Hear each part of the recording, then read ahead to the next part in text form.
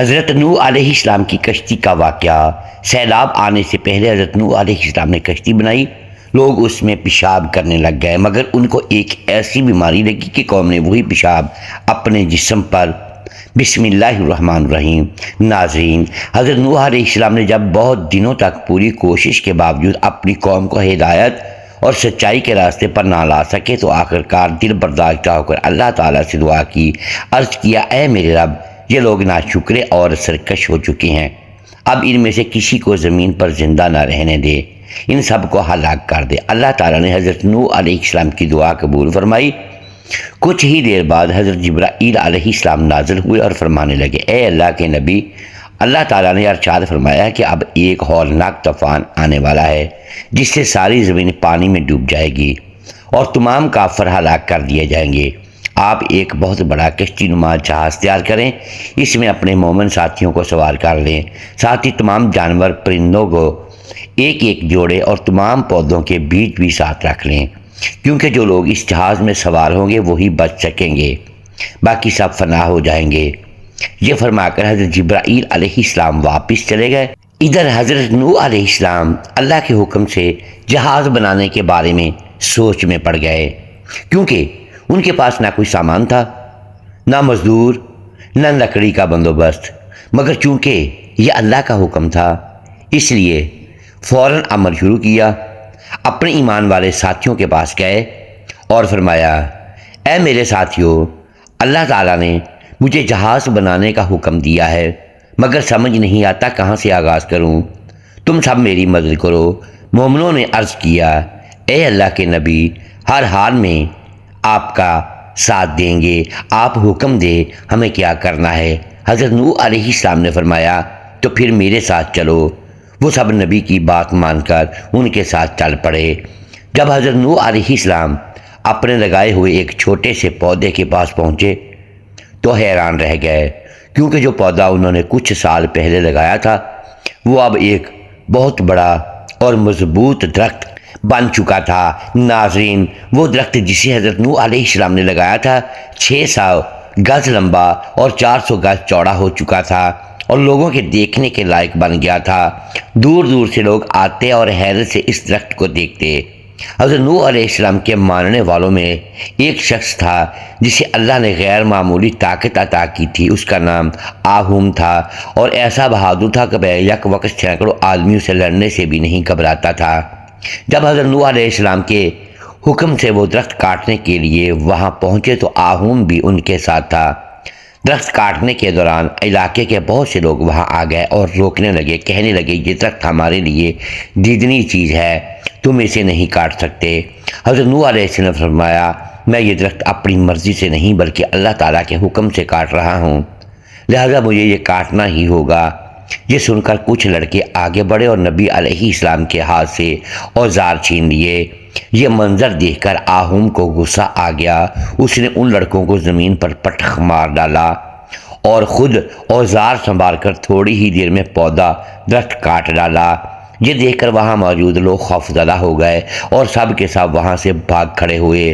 اس کے بعد حضرت نوح علیہ السلام نے کچھ ہی دنوں میں درخت کے تختے تیار کیے اور چھوٹی چھوٹی شاخوں کو کاٹ کر ان سے کیلیں بنائی۔ پھر نبی علیہ السلام نے اپنی ساری عمر کی محنت اور ہدایت کا پھل لیتے ہوئے صرف 40 ایماندار ساتھیوں کے ساتھ مل کر جہاز بنانے کا کام شروع کیا۔ یہ جہاز 1000 گز لمبا اور 400 گز چوڑا بنانے کا منصوبہ تھا۔ حضرت نوح علیہ السلام اپنے مومن ساتھیوں کے ساتھ دن رات لگاتار کام کرتے رہے۔ اللہ تعالیٰ کی طرف سے فرشتے بھی ان کی مدد کر رہے تھے تاکہ جو کام عام انسانوں کے لیے ناممکن تھا وہ آسانی سے پورا ہو جائے۔ 40 دن تک مسلسل محنت کے بعد جب جہاز تقریباً مکمل ہو گیا تو معلوم ہوا کہ کچھ تختوں کی کمی باقی ہے۔ ناظرین، جب جہاز کا کام تقریباً مکمل ہو گیا مگر کچھ تختوں کی کمی باقی رہ گئی تو حضرت نوح علیہ السلام نے اللہ تعالیٰ کے حضور عرض کی، اے میرے پروردگار، جہاز کا کام پورا کرنے کے لیے تھوڑی سی لکڑی کی ضرورت باقی ہے، تو اپنی رحمت سے اس کمی کو دور فرما دے۔ اسی لمحے حضرت جبرائیل علیہ السلام تشریف لائے اور فرمایا، اے اللہ کے نبی، اللہ تعالیٰ کا فرمان ہے کہ نیل ندی کے نیچے کچھ درخت موجود ہیں، ان درختوں کو نکال کر انہی سے باقی تختے تیار کرو۔ حضرت نوح علیہ السلام نے جب یہ سنا تو سوچ میں پڑ گیا کہ ندی کے تل سے وہ درخت کیسے نکالیں گے۔ پھر انہوں نے اپنے ایماندار ساتھیوں کو جمع کیا اور مشورہ فرمایا۔ ان میں سے ایک امتی نے عرض کیا، ہمارے علاقے میں ایک شخص ہے جس کا نام اوج بن انک ہے، وہ سمندر سے بآسانی بڑی بڑی مچھلیاں پکڑ لیتا ہے، اگر اسے کھانا دینے کا وعدہ کیا جائے تو وہ یقیناً ہمارے لیے ندی کے اندر سے لکڑیاں نکال دے گا۔ یہ سن کر حضرت نوح علیہ السلام اپنے چند ساتھیوں کو ساتھ لے کر اوج بن انک کے طرف روانہ ہوئے۔ ناظرین، اوج بن انک حضرت آدم علیہ السلام کا دور دراز پوتا تھا۔ وہ غیر معمولی قامت اور طاقت والا شخص تھا۔ اس کی لمبائی تقریباً 3000 گز بتائی جاتی ہے اور جسم بھی اسی کے مطابق بے حد بڑا تھا۔ اس کی زندگی کا سب سے بڑا مسئلہ خوراک کی کمی تھی۔ وہ اکثر دریاؤں اور سمندروں میں اتر کر مچھلیاں پکڑتا، انہیں دھوپ میں سکھا کر کھا لیتا تھا۔ عقل کے لحاظ سے وہ بہت بڑا سادہ دل اور سیدھا سادہ انسان تھا۔ کہا جاتا ہے کہ وہ 6 مہینے سوتا اور 6 مہینے کھانے کی تلاش میں گھومتا رہتا تھا اور کئی انبیاء کے زمانے تک زندہ رہا۔ حضرت نوح علیہ السلام جب اپنے ساتھیوں کے ساتھ اس کے پاس پہنچے تو فرمایا، اے اوج، نیل ندی کے تل میں کچھ درخت ہیں، اگر تم وہ ہمارے لیے نکال دو تو تمہیں کھانے کی فراوانی دی جائے گی۔ یہ سن کر اوج خوش ہو گیا اور فوراً نبی علیہ السلام کی بات مانتے ہوئے ندی نیل کی طرف روانہ ہو گیا۔ ناظرین، کچھ ہی دیر میں اوج بن انک نیل ندی میں اترا اور اپنی زبردست طاقت سے بے شمار درخت نکال کر حضرت نوح علیہ السلام کے پاس لے آیا۔ آ کر بولا، اے نبی، یہ لیجئے وہ سارے درخت، اب وعدے کے مطابق مجھے کھانا دیجئے۔ حضرت نوح علیہ السلام نے اسے 3 روٹیاں دی۔ یہ دیکھ کر اوج غصے میں آ گیا اور بولا، آپ نے مجھ سے پورا کھانا دینے کا وعدہ کیا تھا اور اب صرف 3 روٹیاں دے کر میرا مذاق اڑا رہے ہو؟ اگر یہی دینا ہے تو میں ابھی ان درختوں کو واپس ندی میں پھینک دوں گا۔ حضرت نوح علیہ السلام مسکرا کر بولے، اوج، جلد بازی مت کرو، تم صرف بسم اللہ کہہ کر 1 روٹی کھانا شروع کرو، اگر پھر بھی پیٹ نہ بھرے تو تم جو چاہو کر لینا۔ اوج نے نبی کی بات مان لی۔ جیسے ہی اس نے بسم اللہ کہہ کر روٹی توڑی، اس نے دیکھا کہ ہر نوالے کے ساتھ روٹی کا آکار بڑا ہوتا جا رہا ہے اور ختم ہونے کا نام ہی نہیں لے رہی۔ وہ کھاتا گیا یہاں تک کہ اس نے لگاتار 1200 روٹیاں کھا ڈالیں۔ آخر میں ہنستے ہوئے بولا، اے نبی، آپ نے تو مجھے کئی دنوں بعد سیر ہو کر کھانا کھلایا ہے، آپ کا بہت شکریہ۔ اگر آئندہ کبھی میرے کام کی ضرورت ہو تو ایسے ہی لذیذ کھانے کا انتظام کرنا، میں خوشی خوشی مدد کر دوں گا۔ جب اس نے اپنے سامنے دیکھا تو حیران رہ گیا کہ وہ 3 روٹیاں جن سے کھانا شروع کیا تھا ویسی کی ویسی سلامت رکھی ہیں۔ اس نے حضرت نوح علیہ السلام سے کہا، اے نبی، کیا میں یہ 3 روٹیاں اپنے ساتھ لے جا سکتا ہوں؟ حضرت نوح علیہ السلام نے فرمایا، ہاں، وہ تمہاری ہی روٹیاں ہیں، انہیں اپنے ساتھ لے جاؤ، مگر یاد رکھو یہ تمہارے کئی دنوں تک کافی رہیں گی۔ اوج بن انک خوشی خوشی وہ روٹیاں لے کر چلا گیا۔ اس کے بعد حضرت نوح علیہ السلام نے اس کے نکالے ہوئے درخت اپنے ساتھیوں کو مدد سے جہاز بنانے کی جگہ پر پہنچائے، تختے تیار کیے اور جہاز کا باقی کام دوبارہ شروع کر دیا۔ صرف 1 ہفتے کے اندر انہوں نے اللہ کے حکم سے وہ عظیم جہاز مکمل کر لیا۔ ناظرین، جب حضرت نوح علیہ السلام کا جہاز بن کر تقریباً تیار ہو گیا تو اس کی خبر پورے علاقے میں پھیل گئی۔ ملک کے ہزاروں لوگ روز جہاز دیکھنے آتے اور مذاق اڑاتے، ہنستے ہوئے کہتے، ارے اس نبی کا کیا عقل ٹھکانے پر نہیں، ریگستان کے بیچ میں جہاز بنا رہا ہے، یہاں تو پانی کا نام و نشان نہیں، یہ جہاز کہاں چلے گا؟ لوگ ٹھٹھا کرتے، کہکے لگاتے اور پھر مذاق بناتے ہوئے واپس چلے جاتے۔ مگر حضرت نوح علیہ السلام ان سب باتوں کو صبر اور خاموشی سے برداشت کرتے، کیونکہ وہ جانتے تھے کہ اللہ تعالیٰ کا حکم کبھی بے مقصد نہیں ہوتا۔ جہاز کی تعمیر مکمل ہونے کے بعد نبی علیہ السلام اللہ تعالیٰ کے اگلے حکم کا انتظار کرنے لگے۔ کئی دن اسی انتظار میں گزر گئے۔ پھر ایک رات عجیب واقعہ پیش آیا۔ صبح جب دیکھا تو جہاز کے اندر گندگی پھیلی ہوئی تھی۔ کسی نے رات کے اندھیرے میں آ کر جہاز کے اندر پیشاب اور گندگی کر دی تھی۔ حضرت نوح علیہ السلام فوراً سمجھ گئے کہ یہ شرارت انہی کافروں کی ہے جو روز آ کر مذاق اڑاتے تھے، مگر چونکہ وہ کمزور تھے اور ان بدکاروں سے مقابلہ کرنا ممکن نہیں تھا، اس لیے انہوں نے اپنے رب کے حضور عرض کی، اے پروردگار، تو ہی انصاف کرنے والا ہے، یہ تیرے حکم کی توہین کر رہے ہیں۔ دوسری طرف وہی بدکار لوگ آپس میں خوش ہو رہے تھے اور اپنی شیطانی حرکت پر فخر کر رہے تھے۔ ناظرین، حضرت نوح علیہ السلام نے جب جہاز کے اندر گندگی پھیلانے کی شکایت اللہ تعالیٰ کے حضور کی تو دوسری طرف کافروں نے آپس میں بات چیت کی اور کہا، ہم روز اس جہاز میں گندگی ڈالیں گے تاکہ اس نبی کا کام برباد ہو جائے۔ چنانچہ وہ خوشی خوشی روز جہاز میں آ کر نجاست ڈالنے لگے۔ دن گزرتے گئے اور مسلسل 15 دن تک وہ یہی حرکت کرتے رہے، یہاں تک کہ جہاز تقریباً گندگی سے بھر گیا۔ مگر ناظرین، اللہ کی قدرت دیکھیں، انہی دنوں ایک اندھا شخص جہاز کے قریب آیا، وہ پھسل کر جہاز کے اندر گر پڑا اور جیسے ہی اس کا جسم اس گندگی کو چھوا، فوراً اس کی آنکھوں کی روشنی لوٹ آئی، اس کا چہرہ چمک اٹھا اور وہ پہلے سے بھی زیادہ خوبصورت ہو گیا۔ وہ حیران و پریشان دوڑتا ہوا اپنے قبیلے کے پاس گیا۔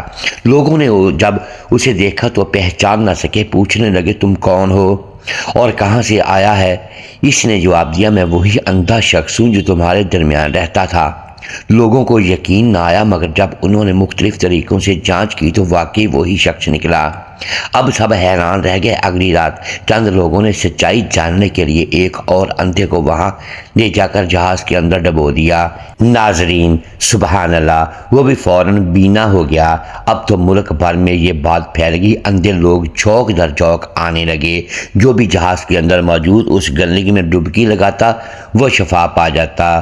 پھر صرف اندھے ہی نہیں، لنگڑے، اپاہج اور بیمار لوگ بھی آنے لگے۔ اللہ تعالیٰ کے حکم سے وہ سب صحت یاب ہو گئے۔ چند ہی دنوں میں جہاز کے اندر کی تمام گندگی ختم ہو گئی۔ لوگ ملک ملک سے آنے لگے، جہاز کو دھونے لگے، یہاں تک کہ پانی لینے کے لیے آپس میں چھینا جھپٹی تک ہونے لگی۔ اس منظر کو دیکھ کر حضرت نوح علیہ السلام حیران رہ گئے۔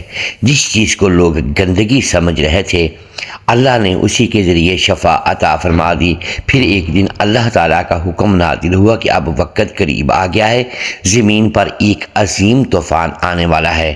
اے نوح، تم فوراً اپنی قوم میں اعلان کرو کہ مومن لوگ جہاز میں سوار ہو جائیں اور ہر جانور کا ایک ایک جوڑا بھی ساتھ لے لو۔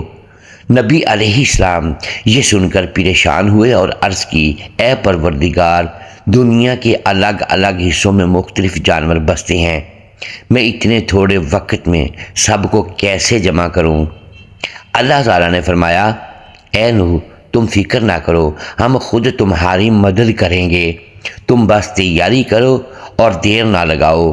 یہ سن کر نبی علیہ السلام کو اطمینان ہوا۔ انہوں نے اپنے رشتہ داروں کو بھی بلا کر سمجھایا اور کہا، یہ ایک عظیم آزمائش آنے والی ہے، سب ایمان لاؤ اور جہاز میں سوار ہو جاؤ۔ مگر افسوس، ان کے زیادہ تر رشتہ داروں نے بات کو مذاق سمجھا، یہاں تک کہ حضرت نوح علیہ السلام کا اپنا بیٹا کنعان بھی جہاز میں سوار ہونے سے انکار کر بیٹھا۔ حضرت نوح علیہ السلام نے بار بار کہا، بیٹے ایمان لا اور ہمارے ساتھ آ جا ورنہ ہلاک ہو جائے گا، مگر وہ نہ مانا۔ آخرکار غصے اور دکھ سے نبی نے کہا، اے شیطان، آ جا، جہاز پر چڑھ جا۔ یہ الفاظ سنتے ہی ابلیس جو چھپا بیٹھا تھا نبی کی اجازت کے بہانے جہاز پر سوار ہو گیا، مگر کنعان پھر بھی نہ آیا۔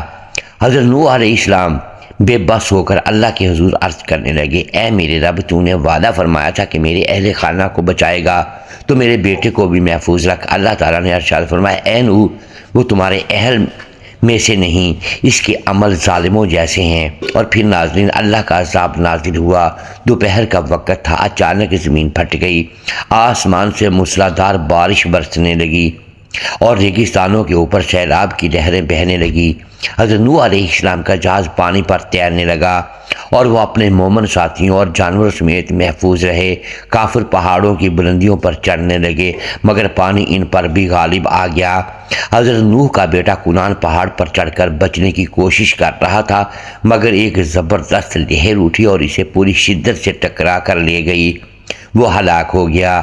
ادھر حضرت نوح علیہ السلام کا جہاز اللہ کے حکم سے بیت اللہ کے گرد چکر لگاتا ہوا تیرتا رہا، جیسے کعبہ کا طواف کر رہا ہو۔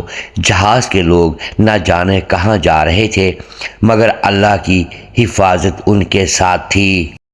کئی دنوں تک جہاز پانی پر تیرتا رہا، یہاں تک کہ ایک دن ابلیس نے اندر بیٹھے بیٹھے شرارت کی۔ وہ سور کے پاس گیا اور اس کی ناک میں گدگدی کرنے لگا۔ سور نے زور سے چھینک ماری اور اسی چھینک سے چوہے پیدا ہو گئے۔ چوہوں نے بھاگ دوڑ شروع کر دی اور جہاز کے نچلے حصے کی لکڑی کترنے لگے۔ اگر وہ ایسا کرتے رہتے تو جہاز میں سوراخ ہو جاتا اور پانی بھر جاتا، مگر اللہ تعالیٰ نے ایک اور جوڑا کبوتر کا بھیجا جس نے یہ سب دیکھا اور فوراً حضرت نوح علیہ السلام کو خبر دی۔ نبی علیہ السلام فوراً جانوروں کے حصے میں گئے اور پوچھا، یہ چوہے کہاں سے آئے؟ سور نے شرمندگی سے کہا، اے نبی، ابلیس آیا اور میری ناک میں گدگدی کرنے لگا تو میں نے زور سے چھینک ماری اور اسی سے یہ چوہے نکل آئے۔ حضرت نوح علیہ السلام یہ سن کر حیران رہ گئے اور بولے، ابلیس میری اجازت کے بغیر جہاز میں کیسے داخل ہو گیا؟ حضرت نوح علیہ السلام کی بات سن کر سب حیران رہ گئے۔ انہوں نے کہا، ابلیس میری اجازت کے بغیر جہاز میں کیسے چڑھ گیا؟ تب حضرت نوح علیہ السلام نے ابلیس کو بلایا۔ ابلیس حاضر ہوا تو نوح علیہ السلام نے پوچھا، اے ابلیس، تو میری اجازت کے بغیر میرے جہاز میں کیسے سوار ہو گئے؟ ابلیس بولا، اے اللہ کے نبی، میں آپ کے حکم کے بغیر جہاز پر نہیں چڑھا۔ جب آپ اپنے بیٹے کنعان کو آخری بار جہاز پر سوار ہونے کے لیے کہہ رہے تھے تو آپ کے لہجے میں سختی تھی۔ میں نے سمجھا کہ آپ کا وہ کلام میرے لیے حکم ہے، اس لیے میں جہاز میں چڑھ گیا تھا۔ اس لیے آپ مجھے غیر قانونی گھس بیٹھیا نہیں کہہ سکتے۔ حضرت نوح علیہ السلام ابلیس کی یہ بات سن کر خاموش ہو گئے۔ پھر وہ جہاز کی حفاظت کے بارے میں سوچنے لگے۔ اسی دوران وہ شیر کے پاس گئے، اس کے جسم پر ہاتھ پھیرا تو اسی کے جسم سے ایک بلی پیدا ہو گئی۔ نوح علیہ السلام نے بلی کو حکم دیا، اے بلی، چوہوں کو میرے پاس لے آؤ۔ بلی نے حکم کی تعمیل کی اور چوہوں کو پکڑ کر حاضر کر دیا۔ چوہے گڑ گڑاتے ہوئے بولے، اے اللہ کے نبی، ہم نے ابلیس کو جہاز کا ایک اہم فرد سمجھا تھا۔ اس نے ہمیں حکم دیا کہ جہاز کو کاٹو اور ہم نے اس کے کہنے پر ایسا کیا۔ اب ہمیں اپنی غلطی کا احساس ہو گیا ہے، اس لیے آپ ہمیں معاف فرما دیں اور ہمارے لیے اللہ کے حضور معافی کی دعا کریں۔ حضرت نوح علیہ السلام نے چوہوں کی بات سنی اور سمجھ گئے کہ ان کا کوئی قصور نہیں، ساری غلطی ابلیس کی تھی، اس لیے انہوں نے چوہوں کو معاف کر دیا۔ ادھر لگاتار 40 دن تک آسمان سے موسلادھار بارش برستی رہی اور زمین سے چشمے پھوٹنے لگے۔ پوری دنیا پانی کے سمندر میں ڈوب گئی، مگر حضرت نوح علیہ السلام کا جہاز ایک ننھے جزیرے کی طرح پانی پر تیرتا رہا۔